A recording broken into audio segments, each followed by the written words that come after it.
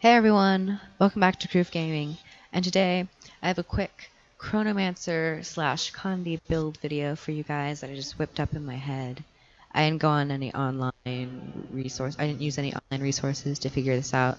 I just really did it on my own, and I really enjoy it in the dynamic events in the meta in Dragon's Stand because a lot of enemies are either elites, champions, or legendaries, and because they have such a high health pool, the Condi damage feels gratifying because you're just seeing a bunch of numbers go off. But if it's like just a veteran or just a simple neutral, not neutral, but normal mob, it's not so satisfying.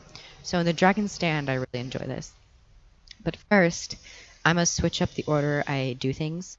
The order I go through from my last build video, which was my Guardian support build video, which speaking of that, I will try to do a Dragon Hunter support build video later on. And yeah, but right now we're going to do Chronomancer. And we'll just get this started. So we're going to start out with weapon skills, then utilities, and then we're going to go into the runes and sigils, and then into the traits. Because I find that is a little better, so it's not too confusing when I have to talk about the traits and then match them up to this, the skills, the wells, and the types of skills that I use. I think this is going to go a lot better, but I'll see. This is the first time I'm going to try this out. Anyway, let's get on into this. So the two weapon sets I use are staff and scepter and shield. And staff I use because it's Condi, a little bit, couple Condi elements, and a little bit of support I could say because the chaos field, and then if you do a leap, you can get chaos armor. It's, I don't know if you can call it support-y ish, but I take it for the Condi. I'm starting to blabble now. So before I blabble too long, let's get on to the second weapon set. Second weapon set I use is Scepter and Shield. Scepter for the Torment and the clone generation, which I will touch on a little bit later, which is actually fairly useful in this build. Confusing images I love to use because of the confusion, the extra Condi damage. And then the Shield, I know there's other weapons you can use for better Condi damage, but I just find the shield quite useful in situations where you need to block a lot of stuff, especially with Echo of Memory and Deja Vu. If you're getting pressured, either in PvP or you're getting aggro from mobs and dynamic events, then using this can really save you sometimes, and I find it quite useful. The next skill, Ties of Time. I use it mostly for the quickness and getting the clones out for the scepter, because sometimes the auto attack can be a little slow, even with one of the traits that you get for the mesmer to increase its attack speed. I still find it a little slow, so I use this to get some more clones out. Going back to the staff, I'm going to explain some of the skills. Winds of Chaos, great for random bleeds, burnings, and vulnerability. And then if you're close to an enemy, or any allies are close to an enemy, it can bounce them and give them fury and might. Might, I don't get too much of it, I'd say. I haven't really noticed a big increase in might from using this. It usually goes to allies because I'm so far away from everyone, or the enemy. Fury, just good for critical hits. That's all I have to say about that one. Phase Retreat, I use this probably more. It's like basically my second auto attack. As soon as this is off cooldown, I will use this to get a little bit of distance, regenerate another clone, which will also cast Winds of Chaos, getting bleeds and burning and vulnerability. So having a bunch of these out is really good for building up bleeds, burning, and vulnerability. The next skill for the staff is Phantasmal Warlock. And this is not as important if you're going for the Condi aspect, but it is important if you're going for like flat damage, because it will do a lot of damage, and extra conditions will if there are a lot of conditions on the enemy, it'll do extra damage, which is 10%. The next skill is Chaos Armor, which I actually don't use this quite a lot.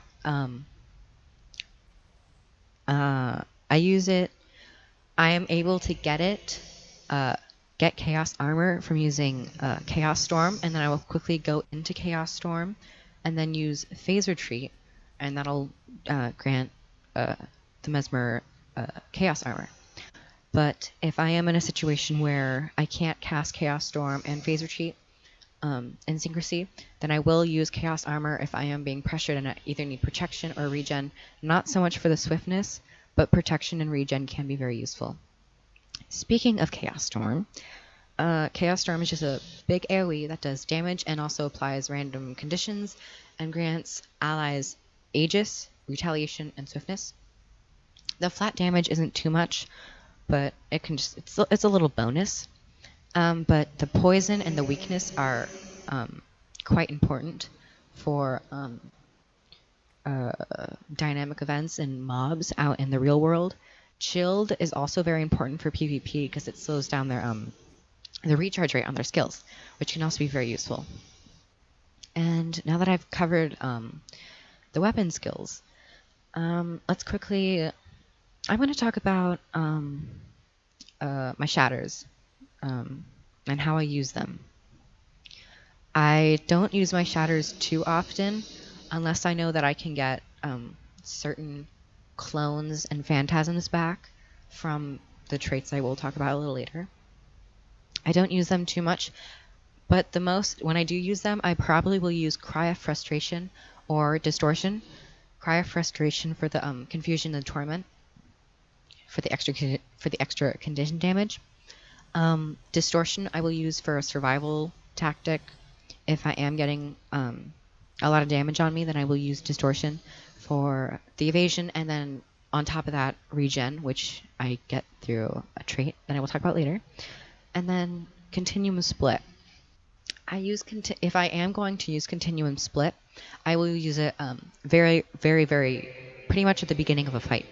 I will use Phase Retreat to generate one clone, and then probably cast Mirror Images, which generates 2 more clones.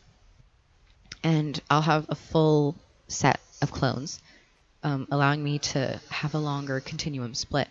And when I go into Continuum Split, I basically use all of my utility, and then I use all of my shatters. And if I still have a little time, I'll try to use some of my weapon skills. But the utility skills are very useful when you are using Continuum Split, especially your elite, because then you just get a free use of all your utility and shatters.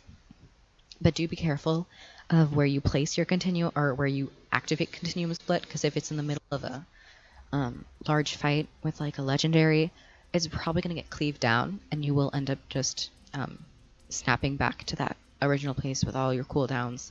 And if you are casting a skill in the middle of you getting snapped back, you're just going to lose that one. But everything else that you used will come back. Speaking of using all my utility skills, let's get into my utility skills. The heal I use is Ether Feast. I just recently switched back to this one.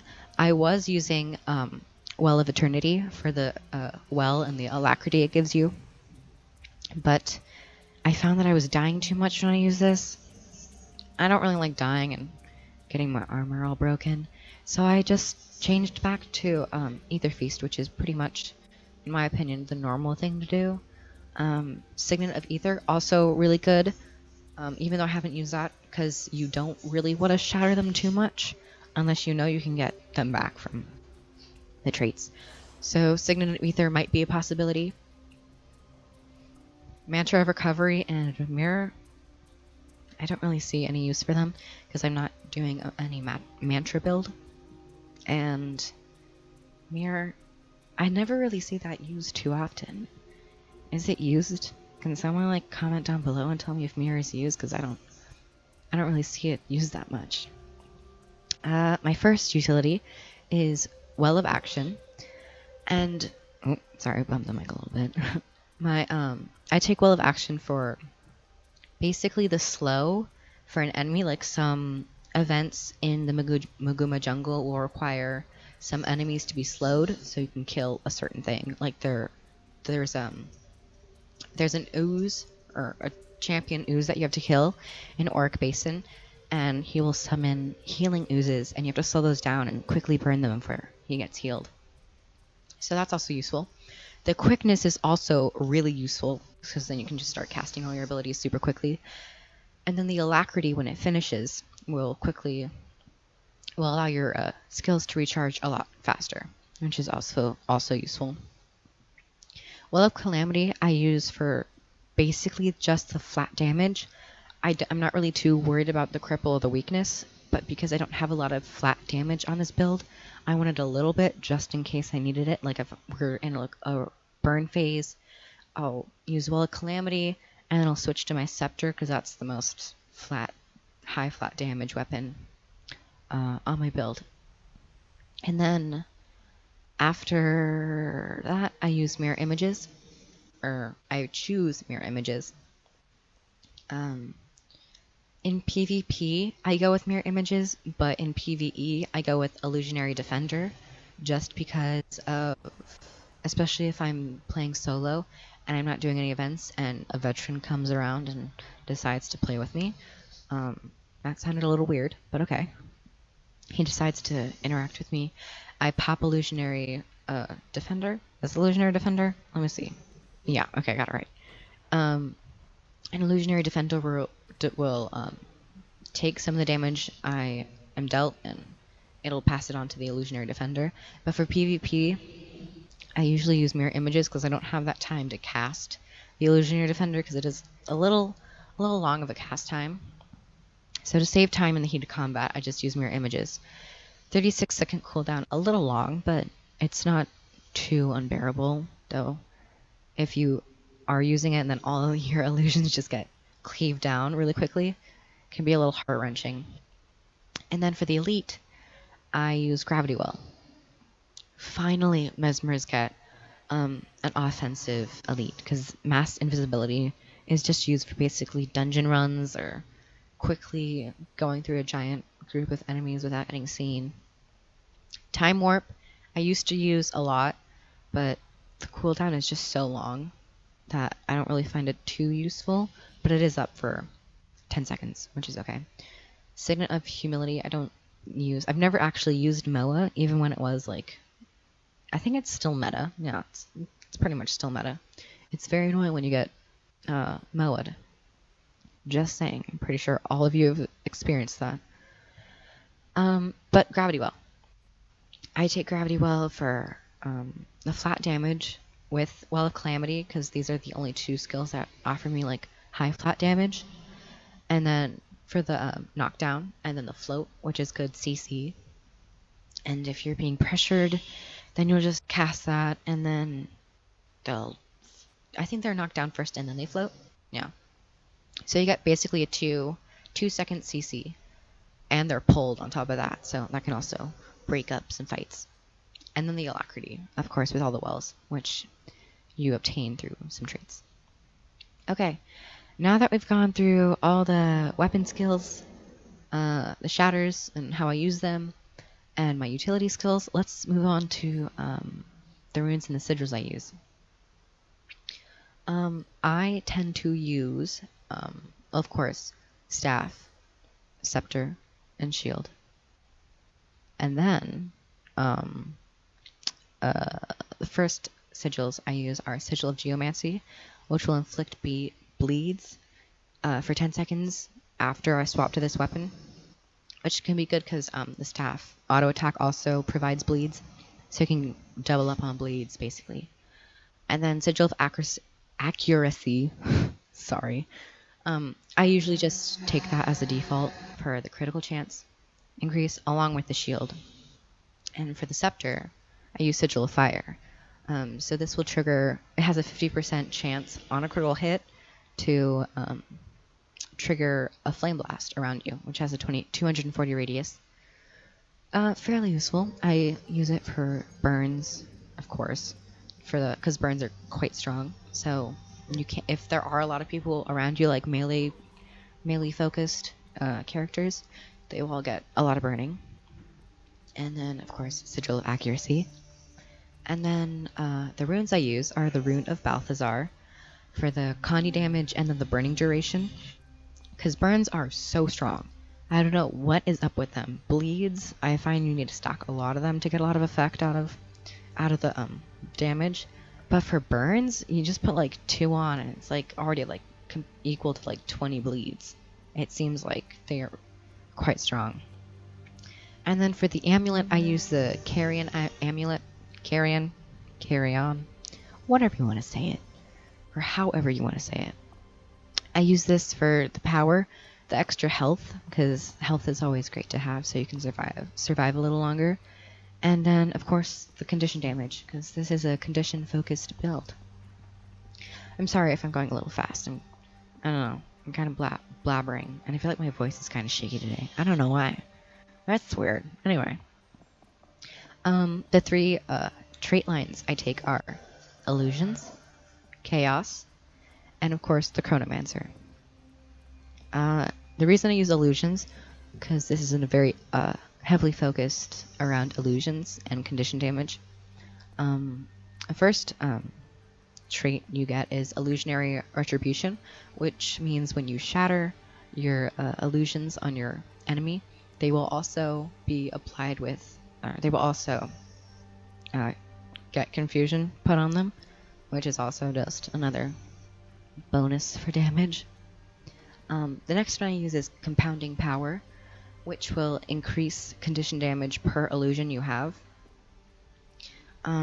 Because my illusions tend to stay out quite a while, my illusions will stay out for quite a while. I do gain a lot of benefit from this, and I slightly notice it when I don't have any illusions out, because I'm like, my burns and bleeds aren't doing as much damage as I usually would, so then I'll pop a couple clones or phantasms out. Next one is Illusionist's Clarity, which just reduces the recharge in all illusion summoning skills. So this one is reduced. I'm pretty sure these 2 are reduced. I don't know. I haven't noticed it. The next one I take is Maim the Disillusioned, which just means when you shatter on top of the confusion, it also applies. It will also apply Torment, which just means whenever they move, they also take damage. And confusion just means they'll take damage, and whenever they use a skill, they take damage. So if they are moving a lot and they are using a lot of skills, damage will be stacked, or the conditions will be stacked quite high, along with the damage. The next one is Master of Misdirection, which just means your confusions you apply last longer, and your shatter skills will recharge a lot faster. For the third line, the third section of traits you can choose from, I chose Malicious Sorcery, just for the extra speed and clone generation. I keep saying regeneration. Just for the extra clone generation on the scepter, and just the reduced recharge on scepter skills. If you aren't using scepter, I would take Master of Fragmentation for the extra bonuses on your shatters. I don't really know about Ineptitude. I don't know. Never actually used that. Anyway. Moving on to Chaos. So the first one we get is Metaphysical Rejuvenation. That was a mouthful. This just means when your health drops below 75%, for me it's 18,692, I will gain regeneration. And over time, my health will start to regenerate a little bit. The first trait I take is Illusionary Defense, which just means you take reduced damage for the amount of illusions you have in the world. Descent into Madness, I don't find too many use for it unless I'm going to jump off a large cliff out in Tyria, not in the Maguma jungle, because you can always glide. Don't forget that, kids. Just glide, don't jump. So Descent into Madness, I don't use too much. I don't know why anyone would, especially in a PvP situation, unless you're falling off a certain point and you take a little bit of damage and someone follows you. Maybe. Master Manipulation. This could be good, especially if you're heavily focused on manipulation skills. you'll just gain mirror, and so that means your any projectiles being shot at you will just be reflected back to the caster. So that, and your manipulation skills are also reduced. So if you do want to take this and merge it with a manipulation build, go ahead. Take that one. The next one is Illusionary Membrane. When you gain retaliation, you gain protection. Pretty simple. Next one is Chaotic Transference. That was... I think my brain died a little. I don't know what happened there. Anyway. You gain more condition damage based on your toughness. So if you are... if you do... gear for a lot of toughness, you'll get a lot of condition damage. Though, I don't know. I haven't really gone for a lot of toughness. I don't know why. I might change that out later, actually. Because chaotic dampening. Sorry. If you have chaos armor applied to yourself, your staff and trident skills, trident underwater. Underwater doesn't see a lot of use, so staff is more important. Your staff skills will recharge a lot faster whenever you have protection, or whenever you have chaos armor. And on top of the reduced recharge, chaos armor will also apply protection. So actually, I might want to change this out because I'm not spec'd for a lot of toughness. So I'm actually going to change that right now. So chaotic dampening. The next one is chaotic persistence. So I'm going to read it straight from the thing. Outgoing boon and condition duration increase for every boon on you. So more boons on you, condition duration's increased. I really need to calm down for some reason. My voice, I'm like all shaking now. It's really cold here. Maybe that's it. For the final selection of traits you can do, I chose Bountiful Disillusionment. So you gain basically boons for shattering, even though I don't shatter a lot. When I do, the might and the vigor and the fury and the regen and the resistance is all really helpful, especially for the regen on the distortion. Is that what it's called? Yeah, distortion. Got it right. Yes! So when you do shatter and you use distortion, you will gain regen. So while you're not getting attacked at all, you will start to regen health a little bit. And then the vigor, which is also good. Sorry, burped a little bit. The stealth duration, if you are using a lot of stealth, this can be pretty good. Prismatic understanding. Chaotic interruption. I don't interrupt foes too often, so I didn't see a use for this on my build. And then moving on to the elite spec, the Chronomancer. The first one you get is just allowing you to use Continuum Split, and allows you to use wells and all that stuff, and the shield. So this is not really important. It just allows you to use a shield, which I guess in turn is actually really important. But the first trait I take is All's Well That Ends Well.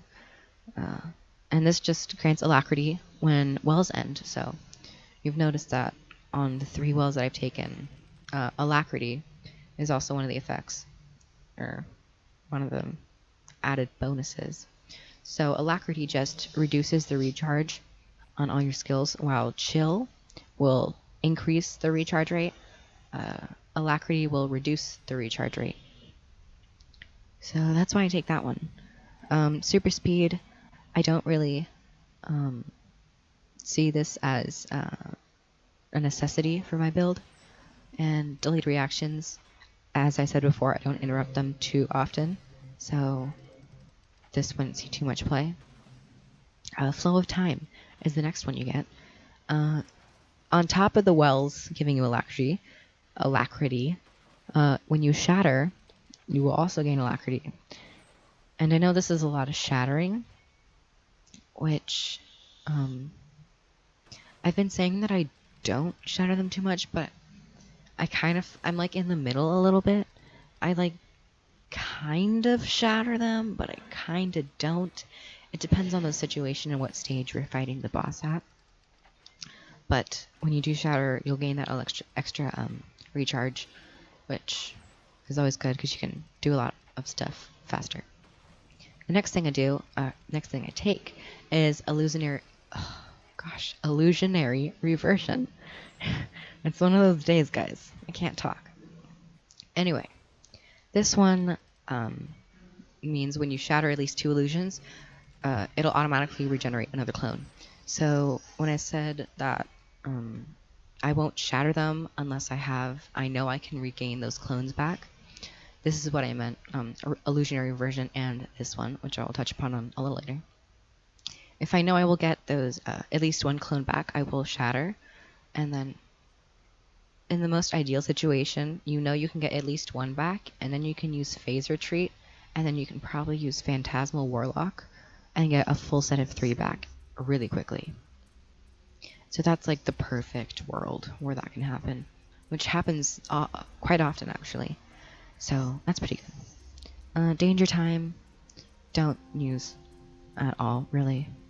Even though the critical hit chance is good, I didn't see a need for it. Improved Alacrity. Alacrity you apply is 50% longer, which can be good if you're using skills with long cooldown times, but I find through the wells and just the shattering, you still get a lot of Alacrity up, and it doesn't... 50% would be a lot nicer, but I feel like getting that extra clone back is quite essential for this build.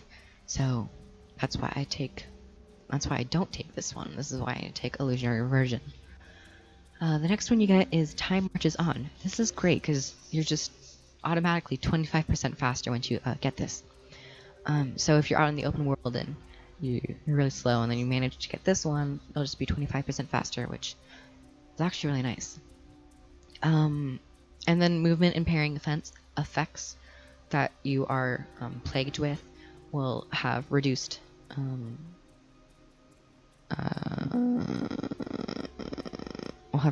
time, I think. I think that's what it means. Okay. Just read it. It'll be fine. Anyway. The last row, I take Chrono Phantasma. That was... These words. Who comes up with these names? They have great minds. Well, Chrono Phantasma means that your phantasms are resummoned after the first time you shatter them. So the second time you shatter them, they won't respawn, but the first time they will. So what I get a lot of, or what I really try to, what I strive for, is getting all 3 illusions up. I shatter them. I'll get 1 back from Illusionary Reversion, and then I'll get a Phantasm back from Chrono Phantasma, and then I can just use a phase retreat, which is really good. And then the second time I will shatter them, I only get 1 back, so then I'll use phase retreat and then Phantasmal Warlock, and then I'll proceed with what I'm doing and what I need. So that was pretty much it, guys. I'm sorry if I messed up with the words and stuff. I didn't make a script at all this time, which was weird. I was like, I feel like just speaking from the heart today, so I'm like, I've been in a really good mood lately for some reason. Anyway, I think this was adequate time. I don't feel like this was too long or too short. I hope you guys liked it. If you want to know anything more about what I try to do for fights, because that sounded a little southern. I am focused on PvE content lately. I've only played 2 games of PvP since Hot came out, because I love PvE, and PvP was like the only thing to do, so I kind of just did PvP. But I'm doing more PvP of the metas and the boss battles, and I'm really enjoying it. And you will probably see some footage of PvE footage showcasing this build. I know last time I did PvP footage, but now that there's a little bit of a challenge in PvE, no, not a little bit, there is a challenge in PvE, I decided to just do that. So I'm going to be doing that. Yeah, I'm going to do it. So the gameplay showcasing this build will be PvE footage. And that was my build. So I hope you all liked it. I'm really trying to do a lot more with this stuff. I know you guys like to build videos because I noticed that a lot of people did enjoy these build videos. So I will try to do more of these. And if you guys have any requests for what profession you guys want to see next, go leave a comment because I do look for comments every day. So I hope you all really enjoyed it.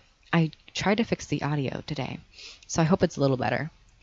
But new microphone will be coming fairly soon, so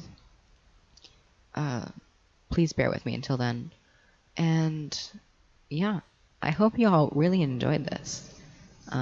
Please subscribe. It helps me stay motivated. Like if you liked it. If you didn't like it, it's fine. And comment down below. Like, speak your mind, guys. I really want to know what you guys think. Even if it's bad. I don't care. Well, I do kind of care, but if you guys want to comment, just go down and comment. So I will see you all in the next video. Thank you. Goodbye.